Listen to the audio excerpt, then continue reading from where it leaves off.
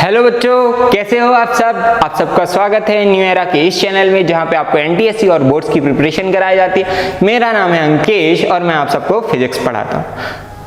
तो चलिए शुरू करते हैं। आज हम पढ़ने वाले हैं ऐसी क्वांटिटीज कौन सी होती हैं जिनमें डायरेक्शन की ज़रूरत पड़ती है और ऐसी क्वांटिटीज कौन सी होती है जिनमें डायरेक्शन की ज़रूरत नहीं होती।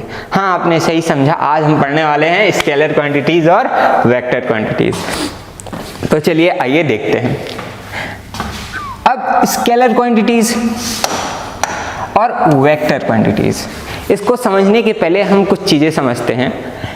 चलिए हम चलते हैं एक दुकानदार के पास और उससे मांगते हैं, अंकल हमको 5 किलो शक्कर देना नॉर्थ डायरेक्शन की तरफ। वो पागल हो जाएगा कि इसने इतनी सारी फिजिक्स पढ़ ली कि ये शक्कर मांग रहा है नॉर्थ डायरेक्शन की तरफ। तो क्या शक्कर लेने के लिए हमको नॉर्थ डायरेक्शन की ज़रूरत है? नहीं ना। ऐसे ही एक गांव में बहुत पुराना कुआं है, उसी कुएं से 10 मीटर दूर खजाना गड़ा हुआ है। ठीक है, सपोज करते हैं एक कुआं है, अब उससे 10 मीटर दूर क्या होगा? ऐसा कुछ होगा, इधर 10 मीटर, इधर 10 मीटर, इधर 10 मीटर, इधर 10 मीटर, इधर 10 मीटर, इधर 10 मीटर। यहाँ पे बहुत सारा खजाना गड़ा हुआ है, कहीं पे भी हो सकता है। यहाँ पे है सपोज करो। अब लोगों को पता नहीं है कि 10 मीटर दूर किधर। अब लोगों को जहाँ पता चला सब भाग गए उधर, और लोग एक तरफ से 10 मीटर से खोदना स्टार्ट करें। तो यहाँ पे देखो, जिसको एग्जैक्ट लोकेशन पता थी कि खजाना कहाँ गड़ा हुआ है, साउथ ऑफ ईस्ट में। कहाँ पे? South of east, south of east, east. उसको ज़्यादा मेहनत नहीं करनी पड़ी और उसने खोद के खजाना निकाल लिया और बाकी सब लोग मुंह देखते रह गए। तो यहाँ पे क्या है, डायरेक्शन की बहुत ज़्यादा इंपॉर्टेंट है। तो हमने जो स्केलर और वेक्टर का कॉन्सेप्ट लाया बच्चों, वो सिर्फ हमारी अंडरस्टैंडिंग और चीज़ों को आसान बनाने के लिए लगा। तो कुछ क्वांटिटीज़ ऐसी हैं, जैसे मास हमको मेज़र करना है किसी भी बॉडी का, तो उसके लिए हमको डायरेक्शन डिफाइन करने की ज़रूरत नहीं है। ठीक है, तो ऐसी क्वांटिटीज़ जिनको डिफाइन करने के लिए सच में डायरेक्शन की ज़रूरत होती है, वैसी क्वांटिटीज़ को वेक्टर क्वांटिटी कहा जाता है। और ऐसी क्वांटिटीज़ जिसको सिर्फ मैग्नीट्यूड से डिफाइन किया जा सकता है, उसको क्या बोलते हैं अपन? स्केलर क्वांटिटीज़ कहते हैं। तो आइए देखते हैं scalar quantities which require magnitude only for its complete representation। सिर्फ ऐसी क्वांटिटी जिनको रिप्रेजेंट करने के लिए सिर्फ हमें मैग्नीट्यूड ही काफ़ी है। क्या? मैग्नीट्यूड ही काफ़ी है। तो ऐसी क्वांटिटीज़ को हम क्या बोलते हैं? Scalar quantities. अब देखते हैं आगे स्केलर क्वांटिटीज़। हाँ, स्केलर क्वांटिटीज़ क्या होगा? स्पीड। अब एक बॉडी है ए, ये मूव कर रहा है विद द 5 मीटर पर सेकेंड। किससे? स्पीड किस पे मेजर की जाती है बच्चों? स्पीड मेजर की जाती है एस और इज इक्वल टू 5 मीटर पर सेकेंड। अब ये किधर भी जाए, ये इधर जाए, इधर जाए, या इधर जाए, या इधर जाए, किसी भी डायरेक्शन में बॉडी मूव करे, उस समय उसकी स्पीड क्या होगी? 5 मीटर पर सेकेंड। क्या होगी? 5 मीटर पर सेकेंड। क्या होगा? 5 मीटर पर सेकेंड। और ठीक है, अब दूसरा एग्जांपल ले लेते हैं अपन डिस्टेंस का, या दूसरा example weight of the body ले लेते हैं कि आप चाहे यहाँ मेज़र करो तब भी ये क्या आएगा? 1 kg आएगा। अगर कहीं दूसरी जगह ले जाके मेज़र करो तब भी 1 kg आएगा। तो इस पे कोई भी चेंज नहीं आ रहा, इस पे डायरेक्शन का कोई भी इफेक्ट नहीं पड़ रहा है। ऐसे स्पीड में भी डायरेक्शन का इफेक्ट नहीं पड़ता, चाहे ऊपर जाओ चाहे नीचे जाओ। अगर वो 5 मीटर पर सेकेंड है, मतलब वो क्या रहेगी? हमेशा 5 मीटर ही पर सेकेंड रहेगी। ठीक है, समझ में आया? तो ऐसी क्वांटिटीज़ जिनमें सिर्फ मैग्नीट्यूड की ज़रूरत होती है, जैसे स्पीड हो गया, डिस्टेंस हो गया, वर्क डन हो गया, मास हो गया, ठीक है ना, लेंथ हो गई। तो ये सारी चीज़ें क्या हो गई? ये क्या हो गई बच्चों? ये सब क्वांटिटीज़ हो गई स्केलर क्वांटिटीज। ठीक है, अब देखते हैं अपन वेक्टर क्वांटिटीज़। ऐसी क्वांटिटीज़ जिनको डिफाइन करने के लिए डायरेक्शन और मैग्नीट्यूड दोनों की ज़रूरत पड़े। ठीक है, quantities which require both the magnitude and the direction for the representation. तो ऐसी क्वांटिटीज को हम क्या बोलते हैं बच्चों? वेक्टर क्वांटिटीज बोलते हैं। अब वेक्टर क्वांटिटीज क्या हो गई? जैसे मान लो एक पेड़ है या तुम्हारा घर है और दूसरा क्या है बच्चों? स्कूल है। ये क्या हो गया? स्कूल हो गया। तो यहाँ पे अगर घर से स्कूल जाओगे तो ए से बी पॉइंट में मूव करोगे और स्कूल से घर आओगे तो बी से ए पॉइंट में मूव करोगे। क्या यहाँ से स्कूल जाना इज इक्वल्स टू स्कूल से घर आना? नहीं ना। आप पहले दूसरी दिशा पे चल रहे थे, अब दूसरी दिशा पे चल रहे।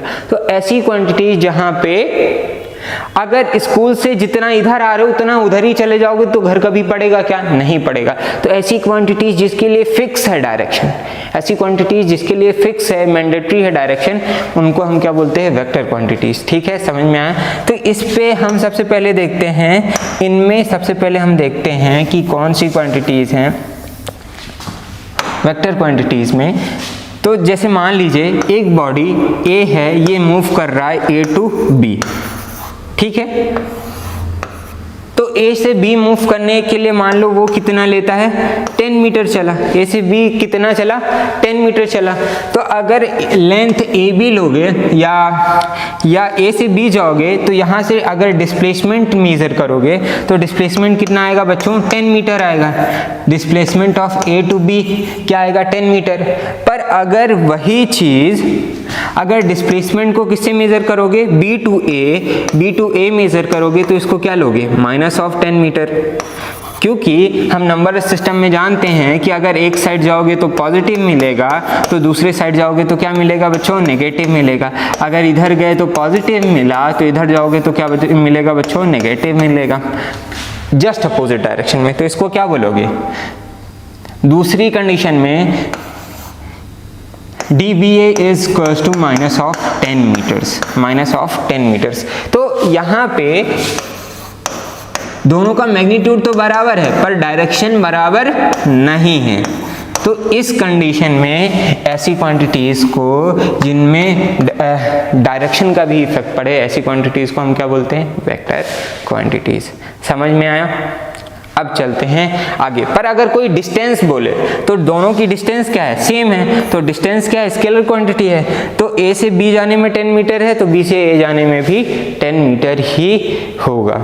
और दूसरा, जैसे ए पॉइंट से बी पॉइंट में गए तो यहाँ मान लो आपने 30 मीटर चला, पर अगर देखोगे डिस्प्लेसमेंट ए से बी तो वो कितना होगा? 5 मीटर ही होगा। ये भी किस पे डिपेंड कर रहा है? वेक्टर के हिसाब से ही डिपेंड कर रहा है। तो ऐसी बहुत सारी चीज़ें हैं जिनको हम देखेंगे और अच्छे से एक्सप्लेन करते हैं इस वेक्टर क्वांटिटी को। ठीक है, अब क्या है? Representation of vector. ठीक है, representation of vector. Representation of vector क्या कहता है बच्चों? रिप्रेजेंटेशन ऑफ वेक्टर कहता है कि अगर किसी भी वेक्टर को रिप्रेजेंट करना है, जैसे कि फोर्स कैसा होता है? मान लो फोर्स किससे मेजर करते हैं? अच्छा, फोर्स किससे मेजर करते हैं बच्चों? फोर्स इज इक्वल टू हम क्या लिख देते हैं? 5 न्यूटन या 6 न्यूटन या 10 न्यूटन। न्यूटन क्या है? यूनिट है। अब फोर्स को रिप्रेजेंट हम कैसे करते हैं? जैसे मान लो अगर इस बॉडी में फोर्स लग रहा है टुवर्ड्स लेफ्ट या टुवर्ड्स राइट, ठीक है ना? मेरी तरफ से टुवर्ड्स लेफ्ट, आपकी तरफ से टुवर्ड्स राइट, ठीक है? तो आपको बताना पड़ेगा कि ये तो लेफ्ट नहीं हो सकता ना, ये तो लेफ्ट नहीं हो सकता ना, लेफ्ट या राइट इधर ही डिफाइन करोगे ना। तो यहाँ पे क्या है? आपको डायरेक्शन डिफाइन करना बहुत ज़रूरी है। तो ऐसे आपको रिप्रेजेंटेशन करना है एक वेक्टर का, तो आप उस पर क्या लोगे? दो चीज़ लेते हो, उसको रिप्रेजेंट करते हैं अपन एरो से। और यहाँ पे ये जो दिख रहा है बच्चों आपको, ये जो दिख रहा है लेंथ वाला पोर्शन, ये किसको रिप्रेजेंट करता है? मैग्नीट्यूड। और ये जो एरो रिप्रेजेंट कर रहा है बच्चों, ये डायरेक्शन को रिप्रेजेंट करता है। किसको रिप्रेजेंट करता है बच्चों? डायरेक्शन। समझ में आया? तो किसी भी वेक्टर को रिप्रेजेंट करना है तो उसको हम क्या रिप्रेजेंट करते हैं? एरो से। और उस पे क्या होता है? मैग्नीट्यूड और डायरेक्शन। और दूसरी बात क्या होती है बच्चों कि इसको हम क्या कहते हैं? वेक्टर का टेल। और इसको क्या बोलते हैं बच्चों? वेक्टर का हेड। इसको क्या बोलते हैं बच्चों? वेक्टर का हेड। अब देखो तो किसी भी वेक्टर को रिप्रेजेंट करना है तो उसको हम क्या करते हैं? एरो से रिप्रेजेंट करते हैं। जैसे मान लो किसी को भी a body has traveled displacement of 5 metre towards east. क्या है? डिस्टेंस है, डिस्प्लेसमेंट है। डिस्प्लेसमेंट है तो मतलब यहाँ पे किसकी डायरेक्शन की भी जरूरत पड़ेगी। तो आप देखो तो यहाँ से क्या है? ये ईस्ट हो गया, ये ईस्ट डायरेक्शन को एरो क्या शो कर रहा है? East direction. और ये क्या शो कर रहा है बच्चों? ये क्या शो कर रहा है? ये शो करेगा आपका मैग्नीट्यूड, और वो कितना है? 5 मीटर। तो एरो से रिप्रेजेंट करते हैं, है ना? ठीक है। तो ये जो लेंथ होती है ये क्या मेजर करती है? आपका मैग्नीट्यूड। और ये क्या शो करती है बच्चों? डायरेक्शन। ये क्या, जो एरो हेड है वो डायरेक्शन, ये टेल कहलाता है और ये हेड कहलाता है। अब चलते हैं बच्चों आगे। अब चलते हैं आगे। हाँ, रिप्रेजेंटेशन ऑफ वेक्टर हो गया। ठीक है, टेल से रिप्रेजेंट करते हैं और हेड से रिप्रेजेंट करते हैं। कोई भी दो वेक्टर होते हैं उस पे क्या होता है? उसका मैग्नीट्यूड और ये डायरेक्शन। अब देखो अब क्या हुआ? ऐसे ही मान लो मैं क्या चला? 5 मीटर ईस्ट चला या 3 मीटर ईस्ट चला। क्या चला? 3 मीटर ईस्ट चला। एंड देन 4 मीटर क्या चला? नॉर्थ। 4 मीटर नॉर्थ चला। अब मुझे कोई पूछे ए पॉइंट से बी पॉइंट का डिस्प्लेसमेंट कितना होगा? डिस्टेंस अगर कोई पूछे तो डिस्टेंस कितना आएगा? कितना आएगा? 4 + 3 7, क्योंकि वो स्केलर क्वांटिटी है। 4 + 3 7। पर अगर कोई डिस्प्लेसमेंट पूछे तो डिस्प्लेसमेंट क्या आएगा बच्चों? शॉर्टेस्ट डिस्टेंस आएगा। तो यहाँ पे अगर दो वेक्टर्स को ऐड करोगे, 3 वेक्टर प्लस 5 वेक्टर को, तो सॉरी 3 वेक्टर प्लस 4 वेक्टर को, तो ये क्या 7 वेक्टर के बराबर आएगा? क्या ये 7 के बराबर आएगा? नहीं आएगा। यहाँ पे अगर देखोगे तो ये पाइथागोरस थ्योरम लगाओगे तो ये 3 + 4 क्या आ गया? 5 मीटर। तो यहाँ पे क्या आया? यहाँ पे 3 + 4 5 नहीं आया। ठीक है, यहाँ पे 3 + 4 5 नहीं आया। तो ये कैसा है? सिंपल अलजेब्रा को फॉलो नहीं कर रहा। अगर सिंपल अलजेब्रा को फॉलो कर रहा होता तो यहाँ पे क्या होता? 3 + 4 7। ठीक है, अब देखते हैं कुछ और पॉइंट्स। जैसे मान लो एक बॉडी पे क्या लग रहा है? फोर्स लग रहा है। एक बॉडी पे फोर्स लग रहा है, इधर 3 न्यूटन लग रहा है टूवर्ड्स वेस्ट, इधर लग रहा है टूवर्ड्स ईस्ट 3 न्यूटन। कितना? 3 न्यूटन टूवर्ड्स ईस्ट। और एक फोर्स लग रहा है इन अपवर्ड डायरेक्शन, कितना 5 न्यूटन टूवर्ड्स नॉर्थ। किधर? नॉर्थ। तो अब यहाँ पे अगर देखोगे तो इस बॉडी में नेट फोर्स अगर की बात करें, वैसे तो अगर आप फोर्स बोलोगे तो 3 + 5 + 3 कितना हुआ? 11 न्यूटन। पर बॉडी में फोर्स इतना नहीं लग रहा है। अगर हम एक्चुअल अगर बॉडी में फोर्स देखेंगे तो ये फोर्स इस फोर्स को कैंसिल कर लेगा और बचेगा कितना? 5 न्यूटन। अब देखते हैं कैसे रिप्रेजेंट करेंगे इसको।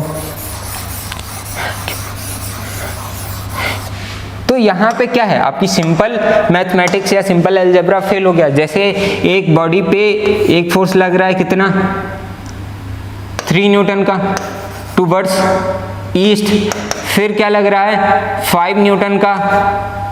5 न्यूटन का कहाँ लग रहा है? टूवर्ड्स, उसी बॉडी में 5 न्यूटन का फोर्स लग रहा है। कहाँ? 5 न्यूटन का टूवर्ड्स नॉर्थ। और फिर क्या लग रहा है? 3 न्यूटन का टूवर्ड्स वेस्ट। तो अगर यहाँ पे देखोगे तो नेट फोर्स हमारे पास कितना आया बच्चों? नेट फोर्स आया कितना? वो है 5 न्यूटन का। ये दोनों तो एक दूसरे को कैंसिल कर लेंगे, क्योंकि एक +3 आएगा और दूसरा क्या आएगा? -3 + 5।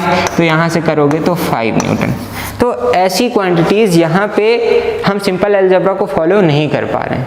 तो यहाँ पे तो हमको दिख रहा है कि एक साइड को पॉजिटिव दूसरे साइड को नेगेटिव आप डायरेक्ट ले सकते हो। ठीक है, तो तो पर हर केस इतना आसान नहीं होगा। अब देखते हैं कुछ ऐसा केस जिसपे वो आसान नहीं हो। ठीक है बच्चों, तो देखते हैं अपन। हाँ, तो मान लो एक बॉडी है जो पहले चलती है 5 मीटर टुवर्ड्स ईस्ट चलती है, फिर उसके बाद चलती है बच्चों कहाँ, 60 degree, 5 metres 60 degree from the east. अब 60 डिग्री कहाँ जाएगा, क्लॉकवाइज डायरेक्शन में। तो अब बॉडी किधर चल रही, 5 मीटर्स। अब यहाँ पे अगर यहाँ से इसकी डिस्प्लेसमेंट ए पॉइंट से बी पॉइंट की निकालोगे तो यहाँ पे आप नहीं निकाल सकते हो। क्यों?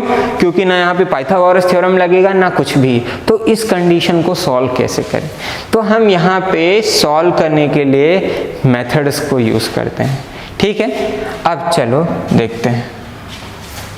ठीक है, अब देखो पहले हम इसको कवर करें। अब देखो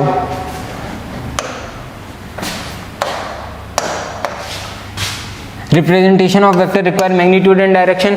ये एरो क्या शो करता है, डायरेक्शन, लेंथ क्या शो करती है, मैग्नीट्यूड। अब देखो दो वेक्टर से मिलके बनने वाले वेक्टर को हम किससे रिप्रेजेंट करते हैं बच्चों, आर से। किससे रिप्रेजेंट करते हैं, आर से। अब देखो जैसे दो वेक्टर के बीच में एंगल निकालना है, तो अगर मान लो दो वेक्टर ऐसे हैं, एक ऐसा है और दूसरा वेक्टर कुछ ऐसा दिया हुआ है, तो अब इसके बीच में आप एंगल निकालोगे तो कैसे निकालोगे, आपको एंगल कैसे निकालना है, दोनों वेक्टर का स्टार्टिंग टेल मिला दोगे। क्या निकाल दोगे, टेल। जैसे टेल है ना, ए वेक्टर हो गया ये और ये वी वेक्टर हो गया। चलो अब मैं आपको पहले थोड़ा सा बता देता हूँ representation of vector. Representation of vector, vector को रिप्रेजेंट करते हैं उसके ऊपर एक एरो लगा के। कैसे, एरो। जैसे ये हो गया ए वेक्टर, या कि आप उसको डार्क बनाओ, या कि उसको एक डार्क बनाओ। जैसे ये ए हो गया, ये डार्क है, तो ये क्या हो गया, ये भी वेक्टर को रिप्रेजेंट करने का तरीका है। जनरली हम एरो से रिप्रेजेंट करते हैं। जैसे ये ए हो गया, इसको ऐसे भी लिख सकते हो ए वेक्टर, और ये क्या लिख सकते हो, बी वेक्टर। तो ऐसे रिप्रेजेंट करते हैं वेक्टर को, वेक्टर के ऊपर एरो लगा के। ठीक है, अब देखो दो वेक्टर के बीच में एंगल निकालने का जो तरीका है बच्चों, वो है कि दो वेक्टर, ए वेक्टर हो गया, बी वेक्टर हो गया, उनको कैसे जोड़ो, टेल टू टेल। ये क्या कहलाता है, टेल। और क्या कहलाता है, ये क्या कहलाता है, हेड। किसी भी वेक्टर को हमेशा याद रखना हम पैरेलली शिफ्ट कर सकते हैं। We can shift vector parallelly, मतलब यहां से आप ऐसे शिफ्ट कर सकते हो। कैसे, जैसे हमने शिफ्ट कर दिया इधर। ठीक है, अब इसको आप नीचे भी शिफ्ट कर सकते हो। कैसे, ऐसे नीचे शिफ्ट कर दोगे। तो जब आप इसको नीचे शिफ्ट करोगे तो ये वेक्टर मान लो यहाँ पे आया, तो ये कितनी लेंथ हो गई। तो अब आपने क्या किया, एक वेक्टर को पैरेलली शिफ्ट करके दोनों का हेड मिला लिया और दोनों का टेल, इसको ऐसा शिफ्ट कर दिया, इसको ऐसा शिफ्ट कर दिया। तो जब टेल और टेल को जब जोड़ोगे तो वहाँ पे जो थीटा एंगल बनेगा वही एंगल बिटवीन क्या होगा, टू वेक्टर्स होगा। वही एंगल बिटवीन क्या होगा, टू वेक्टर्स होगा। अब देखते हैं आगे, एंगल बिटवीन टू वेक्टर्स होगा।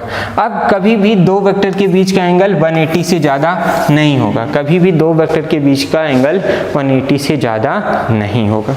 ठीक है, अब देखो जैसे दो वेक्टर्स को हमने जोड़ा, ये क्या जोड़ा हमने, टेल टू टेल जोड़ा, तो यहाँ पे जो थीटा होगा यही होगा angle between the two vectors. अब हम अपने क्वेश्चन की ओर चलते हैं बच्चों। हमने क्वेश्चन में क्या देखा था कि हमारे पास एक क्वांटिटी थी जिसको हमको ऐड करना था। क्या करना था, ऐड करना था। अब देखो एक ए था जो 5 मीटर ईस्ट था, फिर 5 मीटर और 60 डिग्री ईस्ट, और हमें ए से बी तक पहुंचना था। ठीक है, ए से बी तक पहुंचना था। तो अब इसके लिए आप डायरेक्ट कोई भी मेथड नहीं लगा सकते। तो इस कंडीशंस को सॉल्व करने के लिए हम वेक्टर अलजेब्रा पढ़ेंगे, रूल्स ऑफ वेक्टर अलजेब्रा। चलिए अब आगे देखते हैं। ठीक है, लॉ ऑफ वेक्टर एडिशन। तो बच्चों आप देखते हैं कि दो वेक्टर्स को कैसे ऐड कर सकते हैं। दो वेक्टर को कैसे ऐड कर सकते हैं बच्चों, देखो अगर हमारे पास दो वेक्टर हैं, कोई भी वेक्टर A है और कोई भी वेक्टर B है, तो उन दोनों को ऐड करने के लिए पहले हम उसको एक ऑर्डर में अरेंज करते हैं, head to tail, tail to head. जैसे पहले टेल रखा, फिर हेड आया, फिर यहाँ पे दूसरे का टेल रखा और उससे दूसरे का टेल रख के हमने उसको रिप्रेजेंट किया। वेक्टर को हमने ये देखा कि पैरेलली शिफ्ट किया जा सकता था। तो अब हम इन दोनों से मिल के बनने वाले वेक्टर को हम क्या बोल सकते हैं, एक A पॉइंट हो गया, ये B पॉइंट हो गया। इन दोनों से मिल के बनने वाले वेक्टर की जो वैल्यू आएगी उसको हम क्या बोलते हैं, R वेक्टर बोलते हैं। और इसके मैग्नीट्यूड की वैल्यू ज़रूरी नहीं है कि ये A प्लस B के बराबर हो, ये A प्लस B के बराबर भी हो सकती है और A प्लस B से अलग भी हो सकती है। तो चलिए देखते हैं। जब अगर आपको दो वेक्टर्स को ऐड करना हो, A और B वेक्टर, और इन दोनों के बीच का अगर आपको एंगल निकालना है तो आप इसको क्या कर सकते हैं, जैसे B वेक्टर है आप इसको क्या कर लें, पैरेलली शिफ्ट कर सकते हैं। क्या शिफ्ट कर सकते हैं, पैरेलली। तो ये क्या हो गया, आपका V वेक्टर हो गया। आपने क्या किया, V वेक्टर को पैरेलली शिफ्ट कर लिया, तो कोई दिक्कत नहीं है। अब जो इनके बीच में एंगल है ये क्या है, थीटा। क्या है, इन दोनों के बीच का एंगल क्या है, थीटा। अब अगर किसी भी वेक्टर का रिप्रेजेंटेशन रिजल्टेंट निकालना है, रिजल्टेंट वैल्यू, रिजल्टेंट का मैग्नीट्यूड निकालना है, तो मॉड ऑफ A का square plus mod of B का square plus 2 mod A mod B cos theta. अब एक चीज़ देखते हैं अपन, यहाँ पे अलग अलग क्वांटिटीज़ क्या रिप्रेजेंट कर रही हैं। मॉड ऑफ R, जो इससे बनने वाला रिजल्टेंट वेक्टर है, उसके मैग्नीट्यूड की वैल्यू क्या होगी। जैसे मैंने आपको पिछले केस में बताया था, यहाँ पे 3 था और यहाँ पे 4 था, तो इसकी मैग्नीट्यूड की वैल्यू क्या आई थी, 5 आई थी। तो मैग्नीट्यूड इन दोनों के सम से अलग आ सकता है। तो उस मैग्नीट्यूड की वैल्यू हमने कैसे निकालेंगे, R is equals to under root of A का square plus under root of B vector का square, sorry under root of mod of A का स्क्वायर मॉड ऑफ B का square plus 2 mod A mod B cos theta. यहाँ पे mod क्या represent कर रहा है, अगर एक वेक्टर की बात करें, जैसे अगर A वेक्टर है तो इसको ये mod of vector A and A cap. यहाँ पे दो चीज़ें हैं, ये मॉड क्या करता है, मैग्नीट्यूड को रिप्रेजेंट करता है, मैग्नीट्यूड को रिप्रेजेंट करता है, और ये A कैप डायरेक्शन को रिप्रेजेंट करता है। तो अगर यहाँ पे हम किसकी बात कर रहे हैं, सिर्फ magnitude of the resultant vector, magnitude of resultant vector, तो मॉड ऑफ सिर्फ मैग्नीट्यूड ऑफ A का square magnitude of B vector का square plus 2AB mod AB cos theta. अच्छा, कोसाइन, अभी आपने ट्रिग्नोमेट्री पढ़ा होगा तो उस पर कोसाइन पढ़ा होगा। कोसाइन क्या होता है, बेस अपॉन हाइपोथेनियस। तो सेम कॉन्सेप्ट से हम यहाँ पे कॉस की वैल्यू निकालेंगे, कॉस थीटा की जो भी वैल्यू आएगी उसको रखेंगे और सॉल्व करेंगे तो हमको आंसर मिलेगा। चलिए इसको एक एग्जांपल के थ्रू देखते हैं हम इसको कैसे कर सकते हैं। अब देखते हैं, जैसे हमारे पास बच्चों दो वेक्टर है, क्या है, दो वेक्टर हैं। एक वेक्टर क्या हो गया बच्चों, 5 मीटर का टुवर्ड्स ईस्ट हो गया, और दूसरा क्या है, making 60 degree with the east. ये भी क्या है, 5 मीटर का है टुवर्ड्स। अब A पॉइंट्स और B पॉइंट के बीच का तुम्हें क्या निकालना है, डिस्प्लेसमेंट निकालना है। तो अब दो वेक्टर को क्या करना है, ऐड करना पड़ेगा, दो वेक्टर को ऐड करना पड़ेगा। वैसे अगर सिंपली होता, डिस्टेंस निकालना होता, तो डिस्टेंस इज इक्वल्स टू क्या है, जो आपने टोटल पाथ कवर किया 5 + 5 10 होता, पर यहाँ पे डिस्प्लेसमेंट क्या होगा बच्चों, शॉर्टेस्ट पाथ होगा, और उसके लिए हमको क्या यूज़ करना पड़ेगा, वेक्टर अलजेब्रा।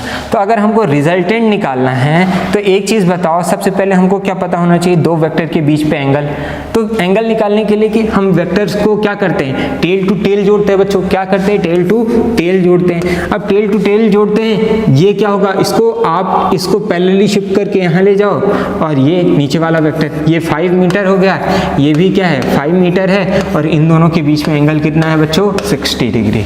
इन दोनों के बीच में एंगल क्या है, 60 डिग्री। तो जो हमें थीटा की वैल्यू चाहिए थी, हमने क्या देखा था, R is equal to under root of mod of A का square plus mod of B का square plus 2 mod A mod B cos theta, 2 mod A mod B cos theta. तो यहाँ पे थीटा क्या था, angle between the two vector. तो angle between the two vector का concept हमने पिछले वीडियो में भी डिस्कस किया था, तो जरूर देखें। अब ये हो गया। अब हमको यहाँ पे बच्चों इन दोनों का रिजल्टेंट निकालना है, तो क्या आएगा, रिजल्टेंट की वैल्यू आएगी, देखोगे तो मॉड ऑफ ए वेक्टर क्या है, ए का भी मैग्नीट्यूड कितना है बच्चों 5, तो 5 का स्क्वायर प्लस बी का भी मैग्नीट्यूड क्या है 5, तो यहाँ पे भी क्या आएगा 5 का स्क्वायर प्लस 2, ए वेक्टर कितना है, ए वेक्टर भी 5 है, बी वेक्टर भी मैग्नीट्यूड क्या है 5, और cos थीटा की वैल्यू कितनी आएगी बच्चों, cos एंगल कितना है दोनों के बीच पे, एंगल कितना है दोनों के बीच पे 60 डिग्री, कितना है बच्चों 60 डिग्री। तो इस तरीके से अगर इसको सॉल्व करोगे तो cos 60 की वैल्यू क्या होती है बच्चों, हमेशा याद रखना 1/2, और ट्रिग्नोमेट्री में आप बहुत अच्छे से ये सारी चीज़ें सीखोगे। तो r is equals to under root of 25 + 25 + 25, तो यहाँ से करोगे तो इसकी वैल्यू आ जाएगी 5√3, कितना आएगा बच्चों 5√3।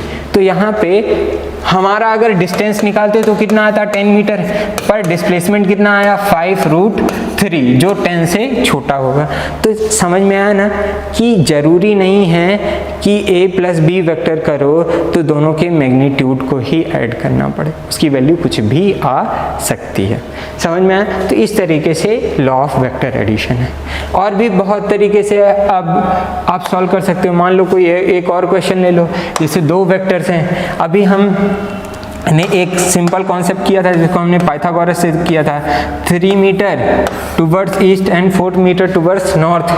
तो अब इस पे अगर आपको निकालना है तो फिर से आप क्या लगा दो, ए और बी के बीच पे अगर आपको शॉर्टेस्ट डिस्टेंस निकालनी है तो आप क्या लगा दो, r इज इक्वल टू क्या हो जाता है बच्चों, अंडर रूट ऑफ a का स्क्वायर प्लस b का स्क्वायर प्लस 2ab cos